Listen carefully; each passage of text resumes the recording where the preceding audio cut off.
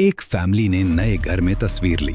बाद में जब उसे देखा गया तो तस्वीर में एक इंसान छत से लटका हुआ नजर आया, जो वहां मौजूद ही नहीं था। मौत से चंद लम्हे पहले की सेल्फी। एक जोड़े ने खतरनाक पहाड़ी पर खुशी खुशी सेल्फी ली, लेकिन सेकंड्स बाद नीचे गिरकर जान से गए। ये तस्वीर उनके फोन से मिली थी। आखिरी याद। 1919 में ग्रुप फोटो ली गई, लेकिन तस्वीर में एक ऐसा चेहरा भी था जो 2 दिन पहले मर चुका था, फ्रेडी जैक्सन। ये चेहरा सबके बीच साफ नजर आता है।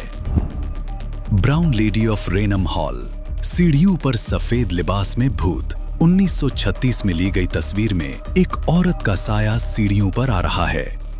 लोग कहते हैं ये ब्राउन लेडी है जो अब भी अपने शौहर का इंतजार कर रही है।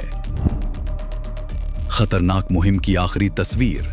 1969 रूस में जीव कोह पैमा पुरस्कार तौर पर हलाक हो गए। उनकी आखिरी तस्वीर में एक चमकती हुई रोशनी और धुंधला माहौल नजर आता है। आज तक मुअम्मा बना हुआ है।